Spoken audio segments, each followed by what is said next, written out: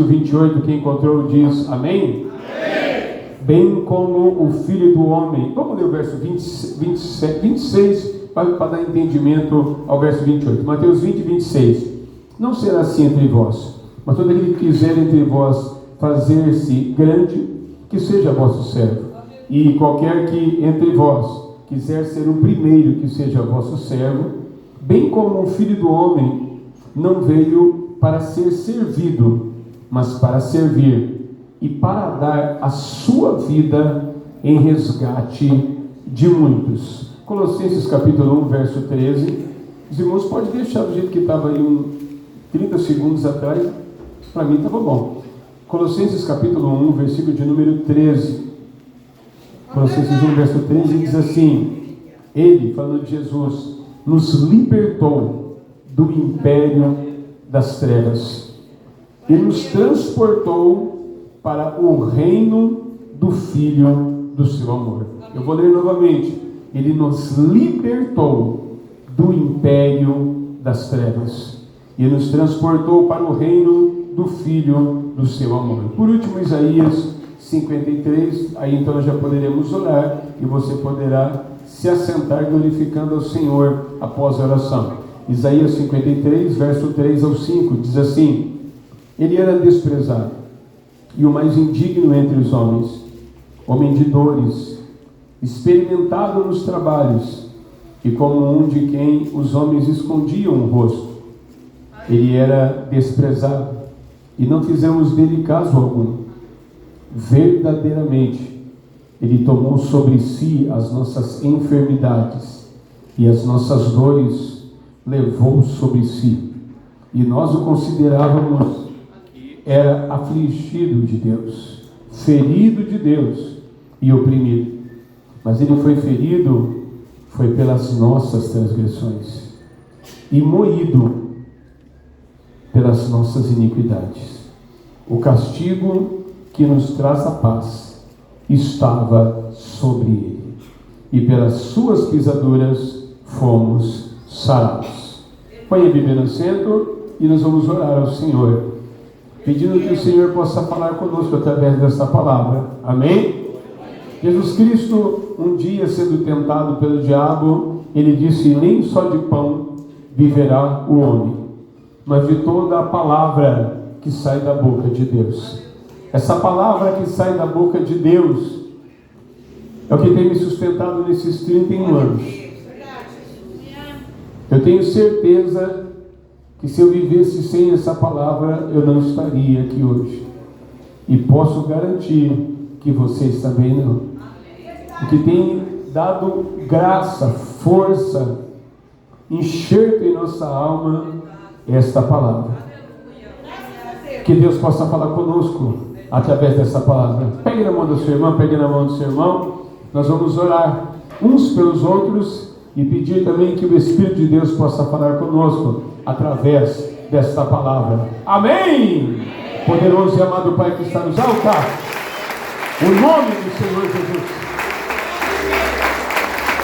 Glórias a Deus. Meus queridos, hoje eu gostaria de falar sobre resgate. A Bíblia diz no livro de Gênesis, se não me falha a memória, no capítulo 14, que depois da separação de Ló e Abraão, a Bíblia diz que Ló então ele foi morando em Sodoma e Gomorra, e alguns reis deram sobre o povo de Sodoma e Gomorra, e a Bíblia diz que Ló, junto com o povo de Sodoma e Gomorra, foi levado cativo. Precisava de ser resgatado. Ló foi levado como prisioneiro, como escravo, assim como o povo de Israel foi levado como escravo para a Babilônia, no cativeiro das 2 tribos de Israel e das 2 tribos de Judá, bem como também as 10 tribos do norte foram levados para a Síria, no cativeiro assírio. E Ló precisava de ser libertado, precisava de ser resgatado. Abraão precisava de ir e buscar Ló e resgatar ele de volta. E nós temos 2 maneiras de resgatar uma coisa, ou alguém, ou algo. Nós temos uma maneira de resgatar pela força, né? Você vai na pancadaria, como foi no caso de Abraão, e resgata essa pessoa, resgata este algo, essa família, quer seja um animal, quer seja uma pessoa. Você pode ir dessa maneira, entra em uma pleiteando com os braços, com as armas que tiver, ou você pode pagar.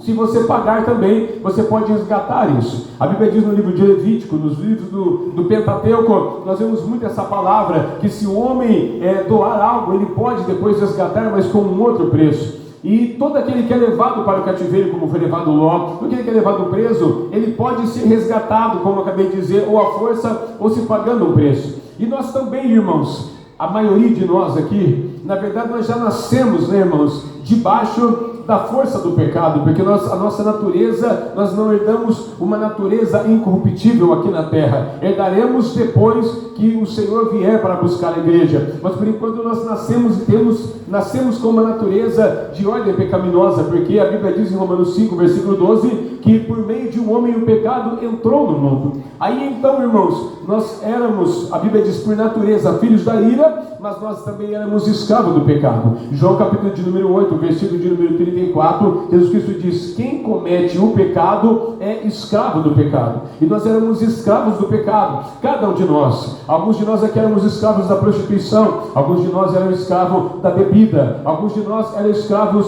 das drogas, alguns eram escravos do roubo, alguns de nós eram escravos de feitiçaria, algumas mulheres eram escravas de prostituição, alguns homens eram escravos de adultério. Cada um de nós éramos escravos de alguma coisa. Mas a Bíblia diz em João capítulo 8, versículo 36, que se Jesus Cristo libertar o homem, verdadeiramente o homem será livre, e nós somos libertos pelo Senhor Jesus Cristo. Mas eu gostaria de falar de que maneira que Ele nos libertou. Ele diz aqui em Mateus capítulo 20, versículo 28, que Ele não veio para servir aos homens, para ser servido pelos homens, mas para servir e dar a sua vida em resgate. Então Jesus Cristo, Ele, das duas maneiras, Ele operou para nos resgatar. Da maneira que é arrancando o homem do domínio do diabo. Nós vemos em Colossenses capítulo 1, versículo 13, a Bíblia diz que Ele nos libertou do império das trevas. Jesus Cristo, a Bíblia diz que Ele foi até as regiões inferiores da terra. A Bíblia diz em Hebreus capítulo 2, Jesus Cristo destruiu aquele que tinha o poder da morte.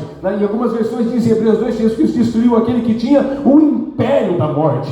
Jesus Cristo entrou no império das trevas, como tem Colossenses 1,13, e nos resgatou do poder do diabo, irmãos. O que Ele fez por mim e por você, ninguém poderia ter feito, ninguém conseguiria ter feito. Nós temos uma história triste de um irmão, ele não chegou a ser do nosso ministério, mas ele foi muito amigo do pastor Anderson, lá em Salvador, e ele foi do crime. Os irmãos que já foram em Salvador ou que vieram de lá sabem quem que é essa pessoa. Não vou citar o nome dele aqui, mas ele foi um criminoso muito perigoso ali no Calabetão, matava pessoas, colocava na carriola e atravessava o campo com aquela carriola, com as pessoas na carriola. E aí então esse criminoso, ele se converteu ao Senhor. Ele se converteu ao Senhor, e algumas igrejas, como dizem em Atos capítulo 9, fugiam de Paulo, estavam também fugindo dele. Teve igreja que ele chegou a entrar na igreja e os irmãos levantavam e saíam para fora dessa igreja onde ele ia. Irmãos, foi um negócio muito triste. E eu fiquei sabendo que um dia ele se levantou no meio dessa igreja, quando os crentes daquela igreja estavam levantando, indo para fora do culto, e com medo porque ele tinha muita inimizade tanto com a polícia, como também tinha matado muita gente. E é claro que os vingadores sempre querem vir para vingar o sangue do seu parente, do seu amigo. E aí então ele entrou um dia e muita gente saiu, e esse irmão se colocou de pé, esse ex-criminoso, ele se colocou de pé no meio da igreja e disse: olha, vocês não estavam orando para que Deus salvasse a minha vida? E Deus me salvou, aqui eu estou. Se vocês quiserem ir embora, tenta imaginar, irmãos, alguém que veio do crime tem que dar uma lição de moral dessa numa igreja. Ele disse: se vocês não quiserem ficar, vocês podem ir, mas eu vou ficar. Irmãos, e é claro, a igreja não deu o apoio que deveria, ele não foi discipulado como deveria. Ele chegou aí na delegacia, o delegado de plantão naquela noite virou o computador para o lado dele e deu um delete em tudo que tinha. Falou: olha, eu fiquei sabendo que você está aí na igreja, estou apagando tudo, mas se você pisar em falso, você sabe o que vai acontecer com você. Irmãos, e ele então foi ali para um dos mares ali de Salvador, e ele foi com outro irmão, se eu não me engano foi o irmão Roberto, e ele foi com o irmão, foi num lugar bem fundo, pegou as armas dele, jogou tudo, irmãos, num lugar fundo mesmo, jogou, e as armas dele foram água abaixo, irmão. E ele disse: agora eu vou servir ao Senhor. E aí então, irmãos, ele não teve esse apoio que deveria de ter tido. Não era uma igreja espiritual, era uma igreja de passeios, era uma comunidade, talvez algo parecido com uma igreja, mas não era uma igreja como deveria de ser na Bíblia Sagrada. E aí então, aquele criminoso, no meio do monte altos e baixos, ele foi pego por inimigos dele. E esses inimigos estavam pedindo 30 mil de resgate, pastor Anderson. E estavam pedindo 30 mil de resgate na época. E irmãos, esses 30 mil que estavam pedindo de resgate, a família dele não tinha. Desse irmão que tinha vindo do crime, a família não tinha. E aí então, eles negociando, resumindo essa história, um dia colocaram ele no telefone para falar com a família. E ele disse: não deem o dinheiro para eles, porque eles vão me matar do mesmo jeito. Mesmo se vocês... Ele falou assim, ele, o que tinha sido sequestrado, e estavam pedindo 30 mil, ele disse: se vocês derem o dinheiro, eles vão me matar do mesmo jeito. Dito e feito, irmão, mataram esse rapaz, mataram essa pessoa. Não conseguiram resgatar a tempo. E isso aqui não é uma ilustração, é uma história verdadeira. Ele tem nome, tem pai, tem mãe. A irmã Helena, que era da nossa igreja, lá de Salvador, ela foi uma das pessoas que evangelizou ele, e através do testemunho dela, ele se entregou ao Senhor Jesus Cristo. Isso aqui não é uma ilustração, isso aqui é algo totalmente verídico, verdadeiro. Agora entendam bem, irmãos, ele não conseguiu ser resgatado a tempo. Nem a polícia, nem amigos, nem ninguém conseguiu resgatar. Não conseguiram entrar nem com dinheiro e nem com força bélica, com força militar. Não conseguiram resgatar ele, irmãos, antes que ele fosse tirado do mundo dos viventes. Mas você, Jesus Cristo nos resgatou antes de Satanás ceifar a nossa vida. Nós éramos, irmãos, como um saco de lixo que é colocado para o lixeiro na segunda pela manhã, irmãos. E está ali aquele saco de lixo, passa alguém do lado e sente aquele negócio fedendo, porque talvez colocou comida estragada ali, talvez um frango estragado, alguma coisa estragada, e as pessoas passam com aquele cheiro no nariz, e o lixeiro, vocês sabem que lixeiro é rápido, e o lixeiro vem correndo, irmão. O lixeiro já passa, ele não para poder pegar um por um, ele já passa correndo e pega, irmão. E de repente o lixeiro passa para pegar eu, ali naquele cesto de lixo, passa para pegar você, irmão, e a mão do lixeiro passa direto, irmão. Jesus puxou e falou: esse aqui eu peguei primeiro e eu vou reciclar, eu vou levar na casa do oleiro e vou reciclar, e vai sair um vaso novo.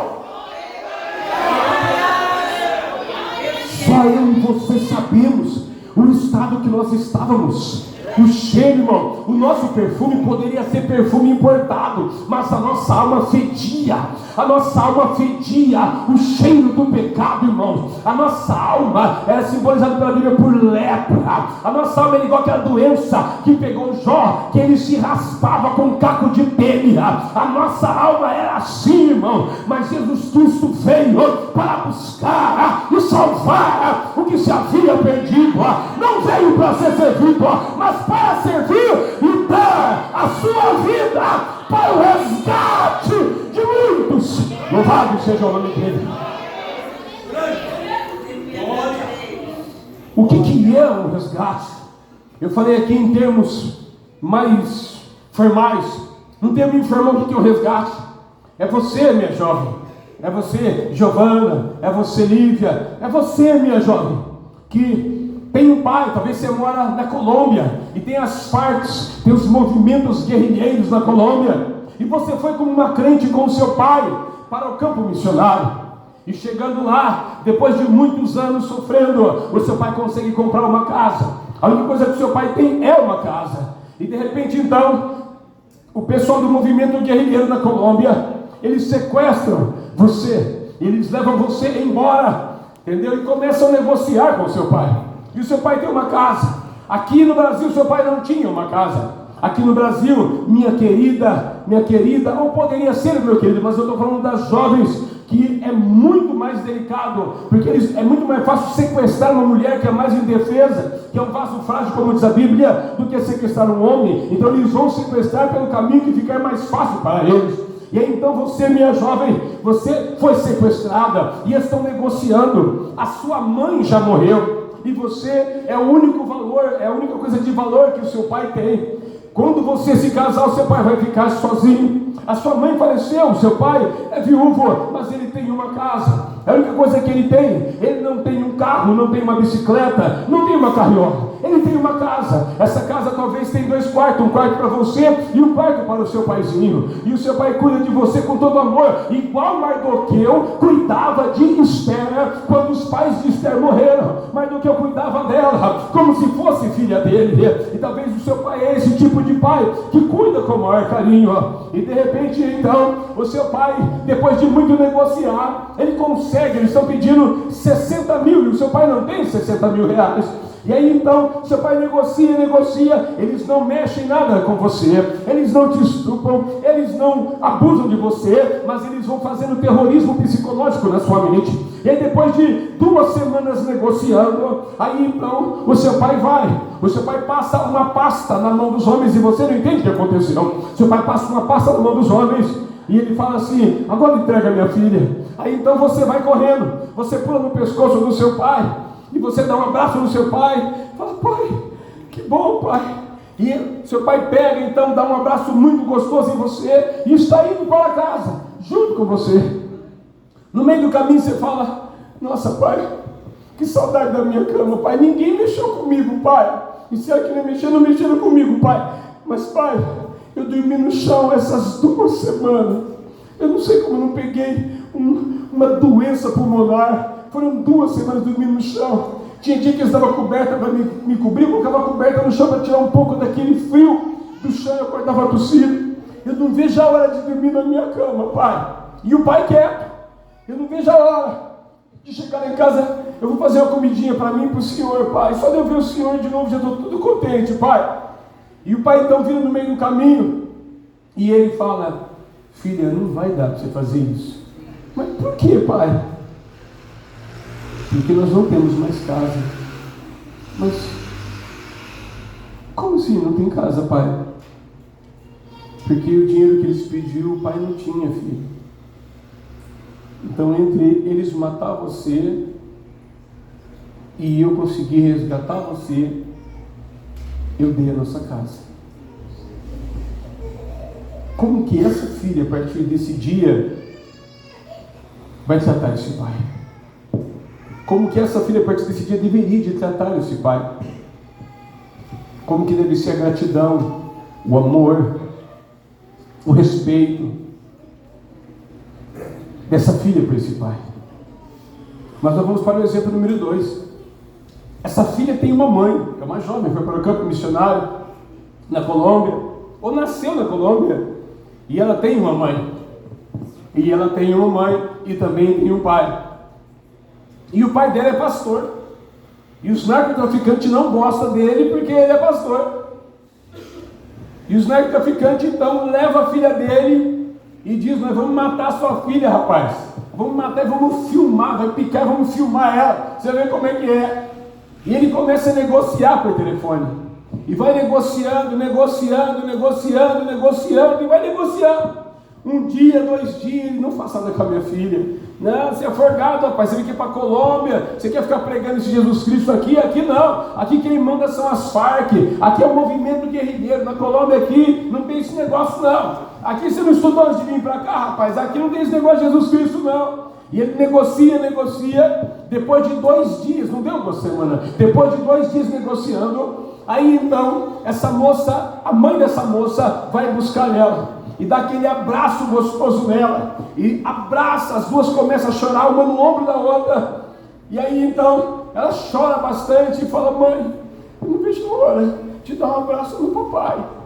E aí a mãe começa a chorar e fala: não vai dar, filho. E aí, como assim? Porque o papai está trabalhando? O papai não está mais entre nós. Como assim, mamãe? Como assim? Cadê o papai? O papai fez um acordo com eles. Eles entregavam você e o papai seria morto no seu lugar.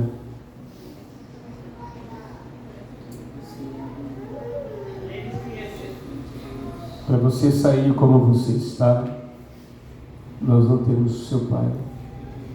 Aqui na terra nunca mais o teremos. Mas mamãe, se o papai estiver vivo ainda, vamos lá, eu volto lá e o papai volta, mãe. Não, mas vamos lá, porque o papai com a senhora, vocês podem fazer um outro filho, mas eu não posso dar um outro papai para a senhora. Vamos lá, papai. O seu pai não está mais aqui. O seu pai já foi morto. Não, mas não pode ser. O seu pai já morreu, filho. E a gente começa a pensar, que história triste, que final mais triste. Será que nós não sabemos que foi isso que Jesus Cristo fez? Romanos capítulo 6, a Bíblia diz assim: o salário do nosso pecado é a morte.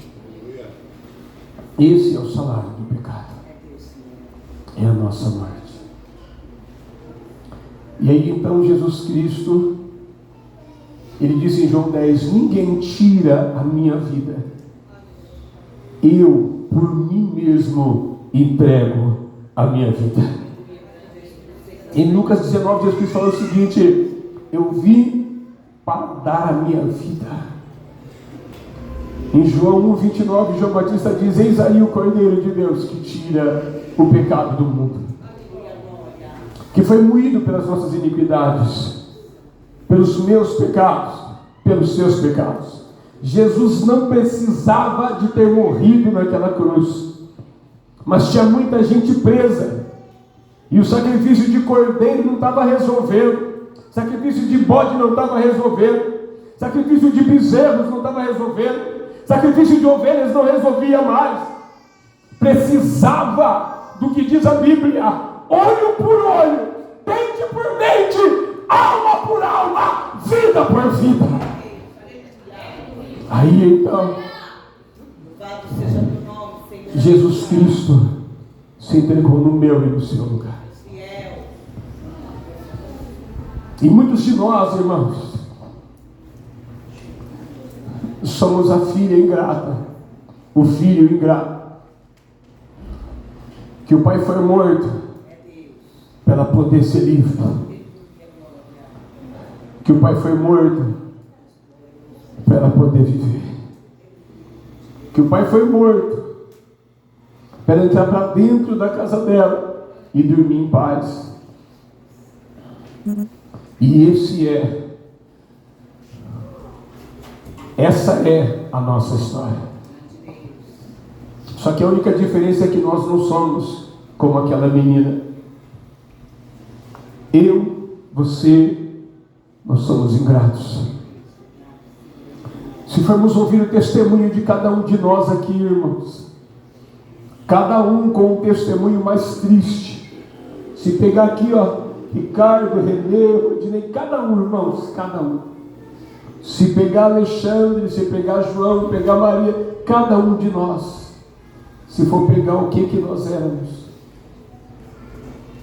tenta pensar, não precisa de fechar o olho não, de olho aberto mesmo, tenta pensar em 50 segundos o que você era. Tenta pensar. Eu fiz coisa errada demais, coisa podre demais, mas acho que de todos os males que eu fiz, acho que o pior de tudo foi matar criança. Eu nunca matei um pai de família, eu nunca matei um trabalhador, eu nunca matei um traficante, eu nunca troquei tiro, como muitos irmãos aqui trocaram tiro com milicianos, com bandidos. Mas eu fui uma raça tão ruim que eu matei criança. E talvez você olhe para minha cara assim: o senhor matou criança? Eu nunca imaginei que o senhor faria isso. Já ouviu falar em aborto? Talvez aqui tem umas 15 irmãs que já matou criança. Talvez aí em cima deve ter uns 20 irmãos que já mataram crianças. Que a moça dizia: não desceu para mim, minha menstruação não veio. E ela diz: eu estou grávida, eu vou resolver isso aí, eu vou pegar um remedinho e nós vamos destruir essa criança dentro do seu ventre. Acho que o pior assassino que tem é esse. Porque quando tentaram matar o Jefferson, não conseguiram. Jesus chegou primeiro. Mas quando tentaram matar o Jefferson sabia se defender. Um dia deram um monte de tiro no carro do Vladimir, no Ziel. Confundiram ele. Um dia foi eu e minha esposa levar minha sobrinha ali no CDHU, eu já era cristão. Confundiram o nosso carro e dispararam um monte de bala e não conseguiram nos pegar. Eu acelerei, conseguimos. Graças a Deus, não bala pegou nem no carro e nem em nós. Mas eu tinha como me defender. O Rodinei tinha, o Jefferson tinha, cada um de nós tínhamos como se defender. E a criança tem como se defender. Tem irmãs aqui que devem ter feito 10, 15 apoio. Que moral a gente tinha para poder dizer: eu sou crente, eu sou salvo, eu sou limpo, eu sou liberto, eu não sou igual aquele macumbeiro, eu não sou igual aquela prostituta, eu não sou igual aquele pilantra. Que moral a gente tinha, irmão? Nós éramos escravos de Satanás. Quando que uma pessoa igual eu mereceria o céu? Quando, irmãos, que alguém igual você mereceria o céu? João 8,34 diz: nós éramos escravos do pecado. E eu não tenho orgulho de dizer o que eu fiz aqui, não. Não tenho orgulho. Foi coisa podre. O seu passado, o meu passado. O profeta Isaías disse: até as nossas justiças não passam de trapos imundos. O nosso melhor que a gente tinha fedia. O nosso melhor que a gente tinha fedia. E sabe o que é você tentar parar essa vida e você não consegue? O que você tentar? Você fala: não, hoje eu não vou sair para lugar nenhum, não vou aprontar hoje, fiquei em casa aqui. Fiquei em casa, hoje eu não vou sair, vou ficar em casa. E passa 10 horas, você toma um banho, assiste alguma coisa, e passa 10 horas, passa 11 horas. Vem aquela vontade da droga, vem aquela vontade da bebida, vem aquela vontade da maconha, vem aquela vontade do crack, vem aquela vontade do cigarro, vem aquela vontade de se prostituir, e você parece um zumbi. Você fala: hoje eu não vou sair de casa, porque eu já fiz isso, hoje eu não vou sair de casa. E dá 10 horas, 10 e meia, 11 horas, e lá vai você, e lá vai eu, escravo do pecado. Você põe a roupa, se perfuma, se troca e sai para ser mais uma noite de escravo do pecado. Você deitar na cama à noite e demônios vêm te sufocar, e você acorda no outro dia e você não quer continuar naquela vida, mas você ouve uma voz dizendo: vai lá, vai lá. Aí você volta para ver pornografia, você volta para beber, você volta para fumar, você volta para atrair a tua esposa, você volta para atrair o teu marido, você volta para poder aprontar com o seu pai, aprontar com a sua mãe, você volta para roubar escondido. E essa era a nossa vida. Quem de nós, irmãos, que podemos dizer que não foi Ele que nos escolheu, que foi nós? Ele disse: não foi vocês que me escolheram, foi eu que vos escolhi. Sabe o que eu escolhia? Eu escolhia ser escravo da prostituição. Sabe o que você escolhia? Ser um viciado, inveterado, um descontrolado, um perturbado mental. A única diferença é que a gente se vestia bem, então dava a impressão que a gente era normal. A única diferença é que a gente se vestia bem, gastava bastante dinheiro, se perfumava. Então, irmãos, era um psicopata disfarçado de ser humano normal. Era um perturbado mental disfarçado de ser humano normal. Era uma mulher vulgar que gostava de usar aqueles shorts super curto que as prostitutas usam. Esse tipo de mulher que você era, esse tipo de gente que nós éramos. Irmãos, quando começo a pensar na minha vida, só me vem um versículo na minha cabeça. Isaías capítulo 6. Ai de mim, que vou perecer.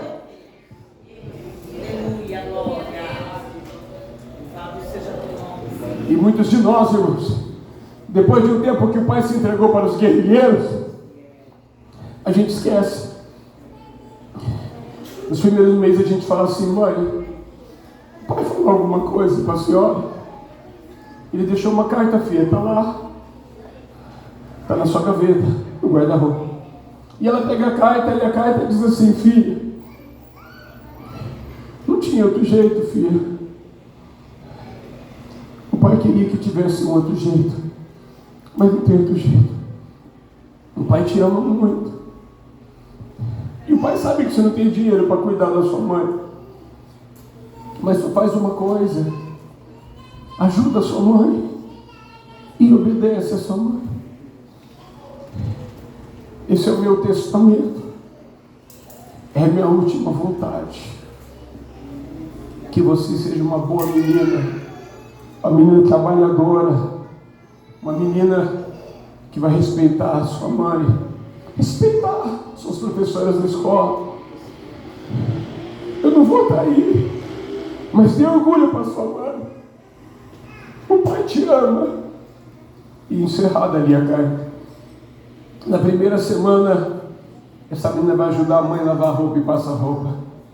Na segunda semana, essa menina vai ajudar a mãe dela, limpar a casa. Mãe, vamos fazer assim, um dia você faz comida, outro dia eu faço. Só que a filha nunca diz o que estava escrito na carta. Mas ela fala: eu vou fazer a vontade do meu pai. Era a última vontade dele. Só que passa o tempo, irmãos. E quando a gente chega na igreja, nós somos assim, irmãos. Todos nós somos assim. Todos nós, irmãos. Eu me recordo, irmãos, em 1991. O que vai ter no culto hoje? O que vai ter hoje? Como eu era novo convertido, eu ia perguntando para a China, algumas coisas fazendo amizade com as pessoas, eu perguntando: o que vai ter hoje? Já vai ter isso. Eu fiquei mais ou menos umas 3 semanas assim na escola dominical, porque eu não sabia que tinha. Ficou como se fosse 3 semanas assim, carregado. Um dia falaram: ó, e domingo que vem vai ter escola dominical. Eu falei: eu posso participar disso? Eu não era batizado, eu posso participar da escola dominical? Claro que pode, então eu vou também. Tudo que tinha na igreja. Vai ter, eu posso ir também? Posso? Eu quero ir. E eu fazia, irmãos, como faço até hoje, com a maior alegria. Que prazer! Eu, o Aguinaldo e o irmão Paulo, mãe da Terezinha, que mora na rua do pastor Kleber, nós esticávamos a linha para poder alinhar as cadeiras e jogava água no chão, aquele cimento, igual nós de fora ali perto do Marco, aquele cimento. E nós jogávamos água para não subir terra e nós íamos varrendo. Terminava de varrer, nós esticávamos um cordão para as cadeiras ficar retinha, para a hora que chegasse o culto estar ali. E a maioria faz isso. A maioria não vê a hora de chegar na casa de Deus. Mas o tempo vai passando, irmão. E a gente esquece que o cordeiro morreu por nós. Teve um que disse: olha, você não é filho de Deus, você está fazendo aqui, rapaz? Você não diz que faz e acontece? E o outro falou: cala a boca, rapaz. Você não respeita, ele é inocente. Nunca vi inocente aqui. Está de brincadeira comigo? Alguém inocente morrendo numa cruz. Cruz é para tranqueira. Cruz é para matador. Ó, o Barrabás que era matar aqui, ó. Você sabe que o Barrabás é matador. Cruz é para matador. Agora vem essa conversa fiada que ele é inocente. Tá de brincadeira. É inocente, tá? Se você é inocente, o Hitler também é, né? Se o Hitler fosse daquele tempo. Se você é inocente, o Barrabás também é. Se tá aqui é que é tranqueira. É que aprontou alguma coisa. É que merece. Mas como foi lavado hoje aqui, ele não merecia. Ele é um cordeiro imaculado. Hebreus 7 diz: separado dos pecadores, mais sublime do que os céus, imaculado. Que foi tentado em tudo, mas nunca pecou. Nunca pôs um cigarro na boca. Nunca desobedeceu o pai e a mãe. Nunca apanhou, nunca tomou uma surra, porque nunca desobedeceu pai e mãe. Nunca roubou nada. Nunca falou mal de ninguém. Nunca arrumou encrenca. Nunca arrumou fofoca. Nunca mentiu. Nunca cobiçou uma mulher. Se eu fosse mulher, eu não ia ficar igual aquelas mulheres que serviam ele. Eu ia servir ele. Se eu fosse mulher, eu serviria ele, igual Lucas 8 fala daquelas mulheres. Mas eu ia falar assim: o meu sonho é casar com esse homem. Quantas mulheres não sonharam em poder ser esposa de Jesus Cristo? Quantas mulheres lindas, a Bíblia diz em Hebreus 4 que ele foi tentado em tudo. Quantas mulheres lindas, algumas solteiras e algumas casadas, chegaram perto dele, e a Bíblia diz que ele nunca cobiçou nenhuma, nunca olhou com um olhar impuro para nenhuma. O único ser de toda a história da humanidade que nunca pecou.